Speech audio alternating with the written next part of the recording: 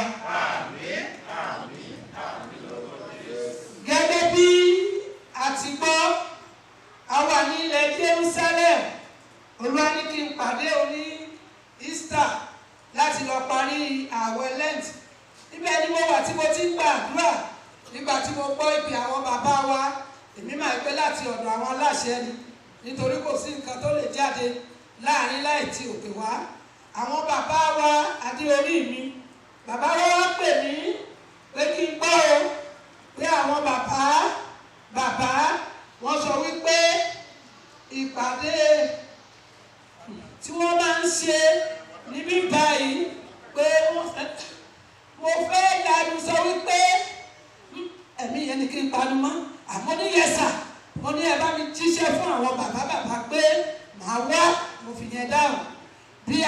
kúrò lórí ẹ̀ lÓlúwa sọ pé kí n pàdé ní Blue Mountain ní Philadelphia.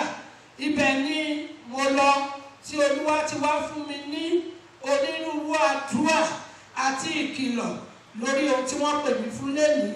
Ṣùgbọ́n bí mo ṣe ń kọ́ wọn lóríṣiríṣi, àwọn tí mo pèwé fún ní Chicago kí wọ́n bá mi tẹ̀ kì í ṣe gbogbo wọn ló lè tẹ Yorùbá. Nípa bẹ́ẹ̀ ńkọ́ mo fi Ọlọ́run alààyè tẹ̀ wá, nítorí bí eléyìí ṣe kún làwọn òwe kan ti kún. Èyí tá a bá lè sáré ṣe nítorí àwọn aláṣẹ ti wà lórí ìjòkó, àgbọ̀dọ̀ kọjá àyè wa. Ké hallelujah. A pé ìpàdé tí àkókò yìí ní ìgbà ọ̀tun, èyí tí à ń pè ní new season, èyí tí ó ti ọ̀dọ̀ Ọlọ́run wá kì í ṣe ọ̀dọ̀ ènìyàn. Bẹ̀rẹ̀ lórí àwọn iṣẹ́ tí Olúwa rán mi. Mo bẹ̀ wá lórúkọ Ọlọ́run alààyè, mo tún rán wa létí ni o. Mo ti sọ nígbà kan nígbà táwọn bàbá wa pè mí wá sí òye àwọn èrò tó sọ̀rọ̀ nínú Bíbélì. Ọlọ́run sọ̀rọ̀ nínú Bíbélì, Jésù sọ̀rọ̀ nínú Bíbélì, áńgẹ́lì sọ̀rọ̀ nínú Bíbélì, ènìyàn sọ̀rọ̀ nínú Bíbélì, ẹranko sọ̀rọ̀ nínú Bíbélì, èṣù sọ̀rọ̀ nínú Bíbélì. Gbogbo àwọn tó sọ̀rọ̀ nínú Bíbélì yìí a gbọ́dọ̀ kíyèsára, nítorí chọ́ọ̀chì àwọn aláṣẹ lẹ́wà ó. Ẹ má sọ fún mi wípé àmà yàtọ̀ ń bẹ̀. Mi ò nígbà yẹn wọlé o, mo sọ́rí o. Nípa bẹ́ẹ̀ ńkọ́ bí ọ̀rọ̀ Ọlọ́run bá ti ń jáde, ètò ọba ti mà pé ojú ọ̀rọ̀ Ọlọ́run tó yẹ kó o gbàmú o. Ètò bá jẹ́ ti Sàtánì tó bá yẹ kó o túlẹ̀. Ohun tí mo mà ní wípé ẹni iṣẹ́ tí Ọlọ́run bá ná tí a bá ti rí ìfẹsẹ̀múlẹ̀ nínú Bíbélì má gbà wọlé o. Gẹ́gẹ́ bí iṣẹ́ tí Olúwa ná ní àkókò ó ṣáájú ni wípé Olúwa sọ wípé kì í ṣe gbogbo ènìyàn ló gbàgbọ́. A wà ní John 6:64. Ayé báyọ̀. Nítorí Jésù mọ̀ láti. Ó ti tó òbí tá a lọ nìyẹn, mú yẹn dání. Jésù mọ àwọn tí ò gbàgbọ́ o. Àwọn kan wà láàárín wa. Ẹ wo iṣẹ́ Ọlọ́run tó jáde ṣáájú lẹ́ẹ̀kan yẹn. Tó bá jẹ́ bíi mìíràn tá a ti máa ń ṣe ìpéjọpọ̀ àdúrà ní Nàìjíríà, iṣẹ́ àmì àti iṣẹ́ ìyanu ti máa lọ. Olúwa sì ti ṣe láàrin wa o. Ọ̀pọ̀lọpọ̀ láàrin wa yìí la ti tú sílẹ̀ ní alẹ́ yìí. Nínú ìfihàn yẹn ni Olúwa sọ fún mi wípé òun ṣe ìwòsàn ọgbẹ́ inú àti ọgbẹ́ ọkàn. Ìtúsílẹ̀ tó jáde lẹ́ẹ̀kan yẹn, ìwòsàn ọgbẹ́ inú àti ọgbẹ́ ọkàn. Bí Olúwa ti ń bẹ tí ẹ̀mí rẹ̀ ń bẹ, gbogbo éríà tí Ọlọ́run ti tú wa sílẹ̀ yóò tú wa sílẹ̀ pátápátá.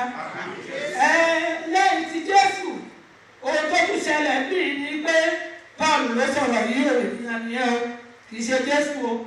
Ó ní ká máa dá ara wa wò bóyá wà nínú ìgbàgbọ́ tí wà ní 2 Corinthians, a wà ní chapter 8:5. Ààrẹ ń torí o. Ká máa dá ara wa wò láti mà bóyá wà nínú ìgbàgbọ́. Nínú ọ̀rọ̀ tó jáde lẹ́nu àwọn bàbá wa kìíní, bàbá wa kejì, bàbá wa kẹta tí ó ṣáájú èyí ni wípé ìgbàgbọ́ ààyè pé kèmi àti wọ́n ní Olúwa ti ń báṣẹ́ lọ láàrin wa o, àti tẹ̀síwájú. Ìgbà ọ̀tun tí Olúwa fi orin titun sí wa lẹ́nu láti máa kọ. Ìgbà ọ̀tun láti ọ̀dọ̀ Olúwa wá tí kìí ṣe ọ̀dọ̀ ènìyàn. Psalm 33:1. Wọ́n pè ó ti forí titun sí ẹlẹ́nu o. Ọ̀pọ̀ ènìyàn rí wọ́n á sì máa yin Ọlọ́run lógo. Síwájú sí nínú àwọn gbogbo tí Ọlọ́run kọ fún mi lérí prógráàmù yìí tí mo lè kọ sílẹ̀, Olúwa ní òun fẹ́ ṣiṣẹ́, kò sí ẹni tó lè dáhùn lórí. Bá a ṣàmì á ṣiṣẹ́ o.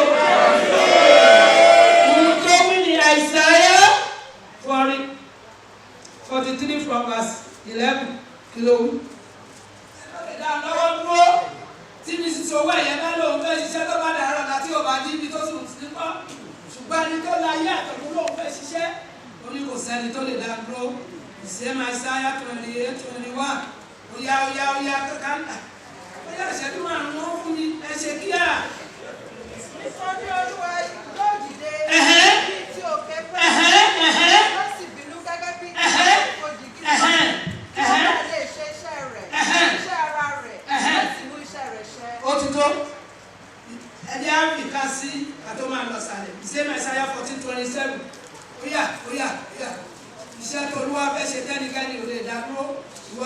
jẹ́ kí ọkàn rẹ máa sọ̀rọ̀ níbi tó dòkó sí. Yes. Nítorí Olúwa àwọn ọmọ ogun ti pinnu. Ta ni yóò sì sọ ọ́ di asán? Ọwọ́ rẹ̀ sì nà jáde. Ta ni yóò sì dá a padà? Ó ti tó lórí tata adé yẹn tí ojú ẹ níbi tó dòkó sí. Iṣẹ́ ayé mi tẹ́ ẹ ti dáwọ́lé látẹ̀yìnwá tẹ́ ò yọrí ní àkókò ti àdúrà yìí. Ó ti gbà ṣáájú lẹ́ẹ̀kan o, olóyè ìgbà tó ní kájọ gbà o, pé ká gbà dáadáa, pé ọwọ́ tó ń dá sí ayé mi kúrò, wọ́n ti kéde mi kúrò bí o bá ti yẹ o. Ọ̀gbọ́n tó dúró sí di ìdádúró sí ayé mi, Ọlọ́run ti ká kúrò. Ó gbàdúrà gbogbo iṣẹ́ rere tó dáwọ́lé nínú ayé mi láìpẹ́ láìsọ̀rọ̀ ìtútù tí àmì àfúrere gbàdúrà. Báyìí mo fẹ́ bẹ̀rẹ̀ sí rí àmì ọ̀tun nínú ẹ̀. Ó yá àdúrà ayérayé sí hallelujah. Ó dùn mí pé àmì ìmòye ìṣẹ́jú táwọn dádì mi fún mi. Àdúrà tẹ́ ń gbà yìí. Yes sir. Èmi ní tiẹ̀ tòótọ́, wọ́n rán mi níṣẹ́ sí Florida. Bàbá Bádàrẹ kúrò mẹ́ ló ní kí wọ́n take over. Lálẹ́ ń gbàdúrà lolúwa ní ká kí gbogbo ènìyàn ká bẹ̀rẹ̀ nǹkan ọ̀tún lágbàá. Èmi kúrò mẹ́ mo tún ti tíráàbù tèmi lọ. Ní mo wá padà dé, ọmọbìnrin yẹn wọ́n ní ẹ̀pẹ̀lẹ́ máa ń ẹjọ́ ọmọ tó bá dọ̀la ẹ̀ bá mi débi kan. Mi ì jáde tí mi bá débi sọ ó ní má mi ẹ̀ jáde lé. Pàtó ní ọ̀kẹ́ nọ́ọ̀sì lórí kòkó ló tẹ̀lé. Wọ́n á gbé ṣọ́ọ̀bù ó ní má mi ẹ̀ dúró bẹ̀yẹn ni mo dúró. Ó ní ó sọ òyìnbó sí àwọn ní stọ̀.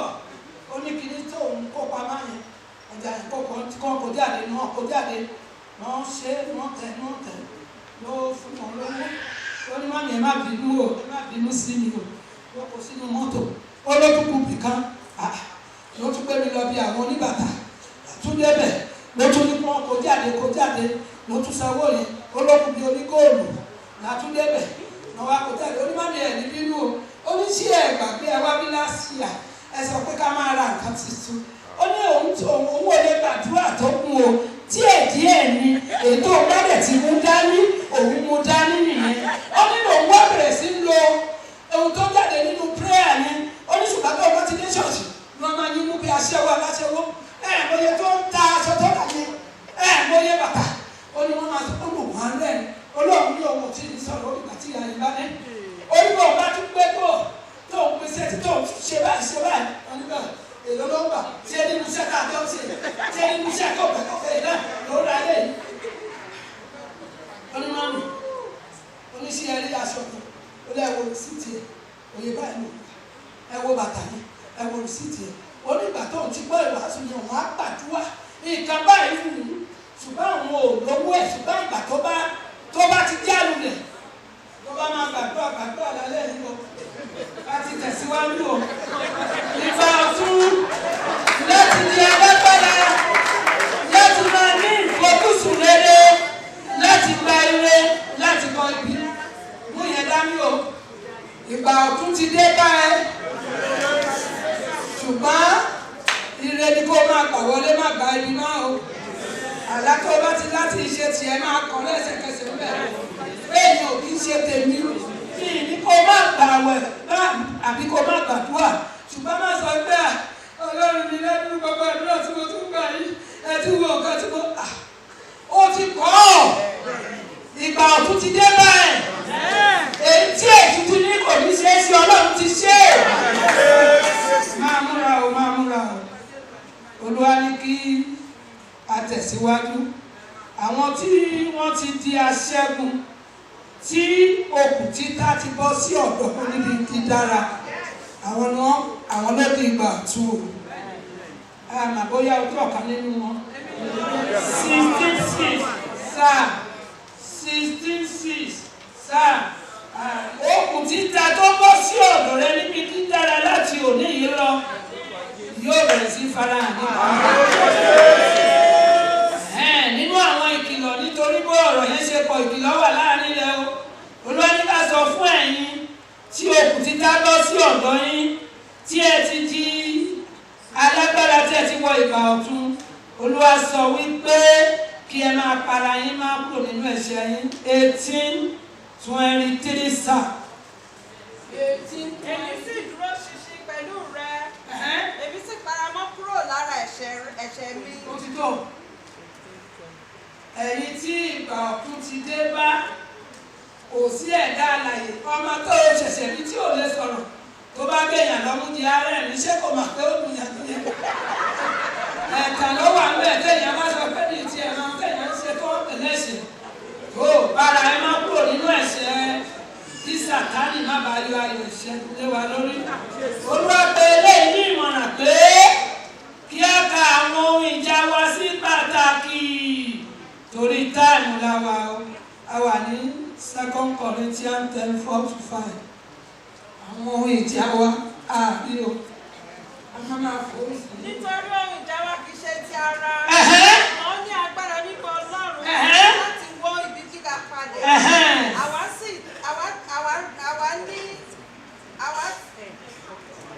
Ìwà máa tún máa fún wa àgbà tí ó bá ti wà lórí àga ìgbà tuntun.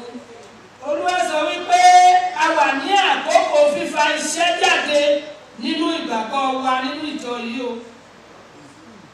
James 2:20-26. Olúwa ní a gbọ́dọ̀ fa iṣẹ́ jáde nínú ìgbàgbọ́ wa ó lákòókò ẹ̀ la wà yìí. Ẹ jọ̀ọ́ ò dábì mi ẹ bá wa kọ́lẹ̀ kọ́ máa rìpítì ẹ̀ fún wọn o. Ààrí James 2:20-26. Ìgbàgbọ́ ní àìsí iṣẹ́ asán ni. Ìhà ṣe nípa iṣẹ́ ni a dá Ábúráhámù bàbá wa láre. Nígbà tí ó fi Ísákì ọmọ rẹ̀ rúbọ lórí pẹpẹ.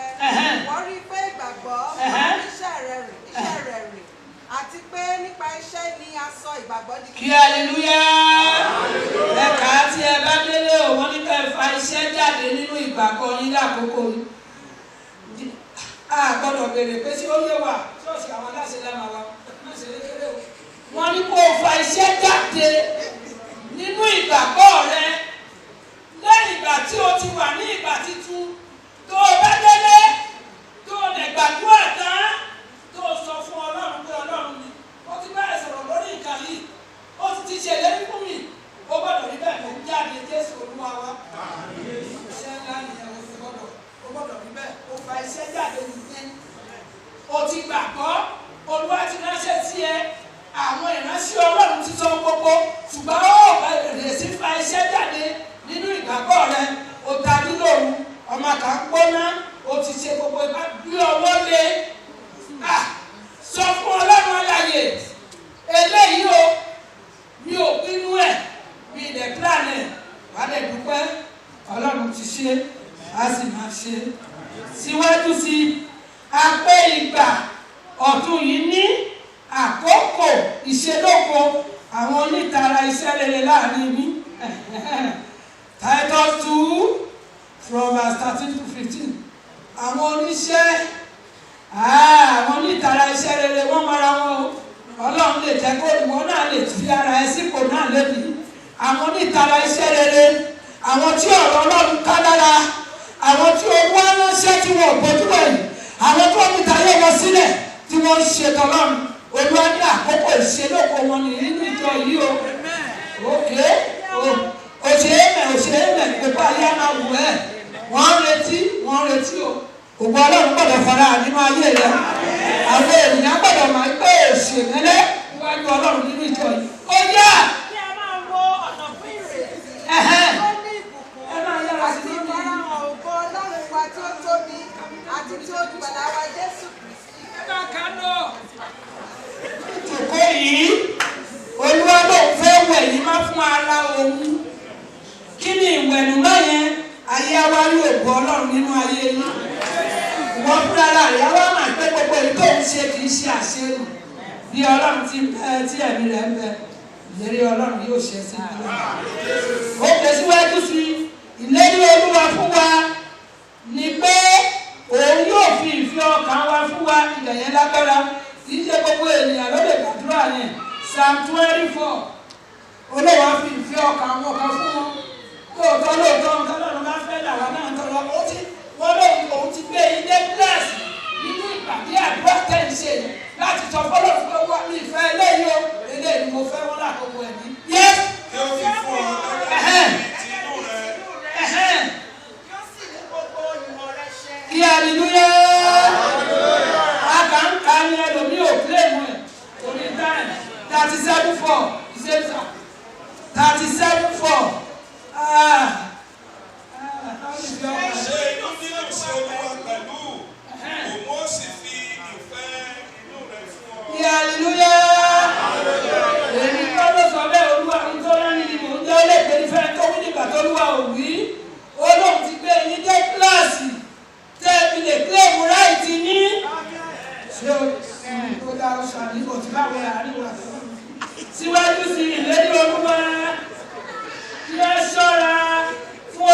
ìgbà ìrọ̀rùn ní àkókò tí a dé yìí o.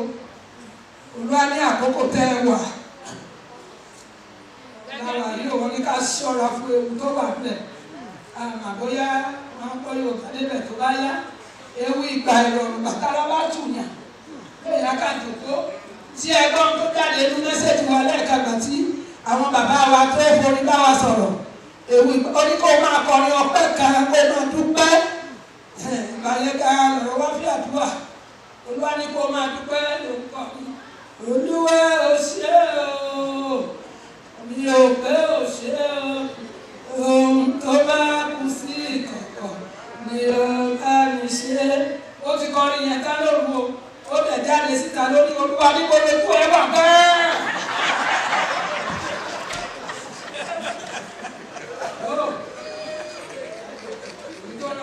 Ǹjẹ́ omi ò ní lẹ́rù ẹlẹ́rù o? Lára iṣẹ́ tó wá rẹ́mi sínú ìpàdé yìí, Olúwa ní ká máa yin òun Olúwa. Bí a bá ti rí ọwọ́ agbára òun sí, ó jáde nínú mẹ́sẹ̀jì. Èyí tó jáde fún àwọn tó wá ní àwọn kan tó jẹ wọ́n ní gbèsè pé wọ́n san gbèsè wọn. Ìpé àwọn tó dìde pé wọ́n tẹ̀síwájú. Wọ́n ní bó bá ti rí ọwọ́ Ọlọ́run kó máa yin Ọlọ́run. Orí táìmù máa lè pé ló 120 wà máa kà á lé àtẹ̀síwájú kí ẹ náà jẹ́ kí àwọn àdúrà wa ti àkókò yìí dàbí ẹni tó lu afẹ́fẹ́. A ti wà ní 1 Corinthians 9:26 ló wí o èyí tó bá ti lágbára ń bẹ̀ sáré náà kà á 1 9:26. Lu afẹ́fẹ́ tó kà ń gbàdúrà tó ní gbàgbọ́ sí tó ń gbàdúrà tó bìlí pé tó bá ti kúrò lórí àdúrà yìí yóò bẹ̀rẹ̀ sí rí àmì síwájú sí i. Olúwa sọ wípé a ti wà ní ipò ìṣọ́ra torí wípé ipò àyànfẹ́ ọmọ ní àpè àkókò yìí. A sọ wípé ìgbà ọ̀tun Olúwa mú mi pẹ́ lórí ìtàkùn yẹn o. Ó sọ wípé ká sọ fún àwọn bàbá wa ká máa kìlọ̀ ká máa rìpítì ẹ̀ fún gbogbo àwa tá a jọ wà ní prógrámù ìgbà ọ̀tun yìí. Olúwa fi wá wí ọ̀rọ̀ àwọn àyànfẹ́ ọmọ torí táìmù tí wọ́n fún mi. Ó wà ní Bible College ní 1980 lọ́ndà àwọn first year.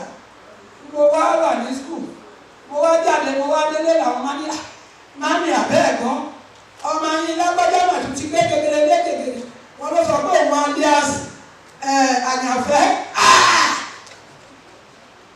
Wọ́n ní mọ́mí kí ló ṣe ìlú èèyàn pẹ̀lú àyànfẹ́ tí ó máa mọ́ tó ń bẹ́ẹ̀ ní bíbélì.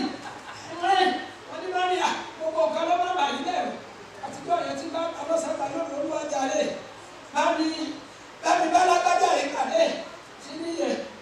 Ó wá dídọ̀ kan mo wà ní skul wọ́n sáré wá pè mí wọ́n ní lágbájá ní accident ní ọ̀nà Ifẹ̀ àbí àtúntò ìdáyìí. Èmi ṣáà ní ti yín tó tán àti wọ́n máa gbé mi délé tí máa dé ní stage. Ó wà níbi kan wọ́n ti ṣe bẹ́ẹ̀ ni pé ẹ̀mí olómi ẹ̀ ti fẹ́ bọ́. Wọ́n lòun àti lágbájá ló wà nínú ọkọ̀. Wọ́n pe àǹtí yẹn nínú ọkẹ́. Wọ́n pe ọmọ mi ọ̀hún nífẹ̀ẹ́ mi. Báńkọ́lé ní mo ti bẹ̀rẹ̀ sí sunkún Ọlọ́run jáde ni mo lọ bá bẹ̀ ìkútú ẹ̀. Mẹ́wàá ọmọbìnrin ló ń fẹ́ tí wọ́n gbé sí the other room. Àwọn méjèèjì jọ ń fẹ́ra tẹ́lẹ̀ ṣùgbọ́n wọn ò fẹ́ra wọn mọ́ o. Ọkọ ti ya tiẹ̀ ìyàwó ti ya tiẹ̀ ṣùgbọ́n ọkùnrin yẹn wá ń gbé mọ́tò bọ̀ láti skul wọn nífẹ̀ẹ́ lọ́dẹ̀ bá àǹtí ti bílẹ̀ bẹ́ títì as a Christian bàbá ń jà ní kakúkọ̀ mo lè lọ àǹtí ìyẹn dẹ̀ ló ń lọ Ìbàdàn ló gbé sọ́kọ̀ àti gbogbo fámìlì mẹ́ta wọn ní lọ́lọ́pàá. Ọmọ mi yẹn lè jẹ́ ẹni tó ń gbà pínlẹ̀ nínú àdúrà. Ọ̀rọ̀ yẹn wá di ńlá ní gbogbo ìgbà tó wá bá dùn díẹ̀ olùkọ́sẹ́ tó lè trọ́ọ̀sì wọn àfi máa ń yun ìyẹn èmi ni mo wá dé ni mo sunkún. Mo ní kí ló pa yẹ́kùn bẹ́ẹ̀ ti ṣe kíní nìyẹn mú mi à. Kò sí nǹkan tó wà láàrin wọn. Orúkọ tó jẹ́ yìí ló ń rò ó. Ẹ ti máa orúkọ o. Àyànfẹ́ ọmọ bí gbogbo